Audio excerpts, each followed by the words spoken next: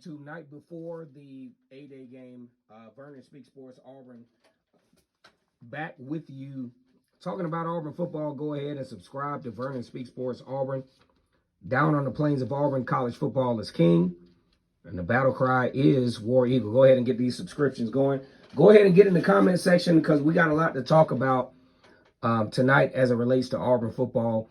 I just don't feel the buzz with this A-Day game. I think this is so much has happened that I think a lot of the Auburn fans have, I'm not going to say emotionally detached themselves from Auburn football for the moment, but it's just not that same zeal or excitement. And I hope that changes because there's a lot in store. A great schedule coming up for the Auburn Tigers.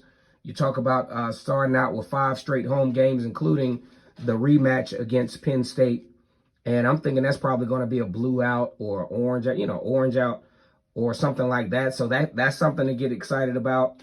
Also, you want to channel your expectations because with Auburn football, you never really know what to expect because Auburn doesn't land those 5-star recruits that you know are guaranteed are going to, their talents are going to just all but immediately transfer over to college football. So you have that element involved. Then you have the transfer portal to where it just kind of allows players to leave the program. That's a different element for the coaching staff to take into account. So there's so much going on. Brian Harsin going on with the investigation, Auburn finding nothing in that. Then you talk about the Auburn basketball team really doing well during the season, but kind of tanked at the end of the season, but still nonetheless SEC champions, very successful season, and are still starting to get recruits that will be able to replenish what Bruce Pearl is doing down there. And hopefully, with some of the things that we talk about in this video, Auburn football will be able to do the same thing. Now, you just can't talk about Auburn football without mentioning the running back position. Now, I know for sure for me, some of my greatest Auburn moments have involved the running backs. I mean, you reach all the way back, and we're just talking about recent history. You reach all the way back to Bo Jackson. Bo Jackson actually was probably going to Alabama. He even stated that he didn't even know much about Auburn. Pat Dyer talked to him and told him, hey, man, I'm going to give you every opportunity to play your freshman year. And Bo Jackson took full advantage of it, became one of the best running backs, one of the best athletes in human history. Too bad that his career got cut short because of a very unique hip injury. Mind you, Bo Jackson was a 2-sport star. Played baseball too. Played professionally in both sports. Big shout out to Bo Jackson, War Eagle. Also, you talk about a lot of great running backs at Auburn. Stephen Davis, Carnell Williams, Ronnie Brown. Matter of fact, the tandem of Carnell Williams and Ronnie Brown will probably go in the history for Auburn as the best tandem in Auburn history. You talk about 2 guys going in the first round. A lot of folks were probably surprised that Ronnie Brown went first in the draft. I wasn't. I thought that Ronnie Brown was the more marketable running back of the 2. I thought Carnell Williams was good. But as it turned out, once again, come on, guys, I was right. And I'm not trying to be right, but I'm right. Ronnie Brown's career lasted a little bit longer than Ronnie Brown's. He was a little bit more durable. Carnell Williams was great, though. He was the 2005 Rookie of the Year at Tampa Bay.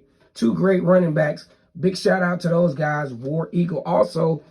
All right, so let me get this cough out the way. This pollen is getting to me. War Eagle. All right, one of my favorite running backs to watch. Maybe, arguably, this is a real unpopular opinion. Definitely not going to spark up in the conversation as the best running back in Auburn history. For sure it's not. But one of the most entertaining running backs for me was Kenny Irons.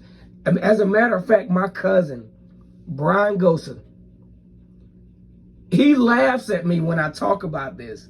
He's like, Kenny Irons? Yes. Kenny Irons was one of my favorite Auburn running backs to watch because he ran with so much passion. It's like he wanted to score every time he touched the ball. Even if it was a play design, maybe to get 3 or 4 yards, he's trying to go for a touchdown every time. He's on the ground, his legs are still moving. He's trying to get every inch he could get. Man, I love watching Kenny Irons. Man, okay, so as we go into the millennial portion of Auburn football, you got to talk about Michael Dyer. 2010, I mean, the next year, the next portion of millennial, Michael Dyer, freshman running back, broke Bo Jackson's freshman record, helped to lead Auburn along with Cam Newton to the 2010 national championship. Got to talk about him. I mean, great running backs at Auburn. Let's get this going. Leave in the comment section, who is your favorite Auburn running back? Not who's the best, statistically. Who is your favorite Auburn running back to watch? Kenny Irons is my guy. I love watching Kenny Irons run the football. Trey Mason, Heisman finalist in 2013, 1,800 yards. Kerryon Johnson actually earned his way into the NFL his 2017 year. And now, here's what we came tonight to talk about, is Tank Bigsby and the rest of the Auburn Tigers running backs who will hit the field in 2022. Could it be a situation with Auburn where there's a running back by committee thing going on? Because you have the chance to do it. You have Tank Bigsby, who was the first Auburn running back since Kerryon Johnson in 2017 to go over 1,000 yards. And he's got some guys that can help him out. Damari Alston, the big recruit out of College Park, Georgia.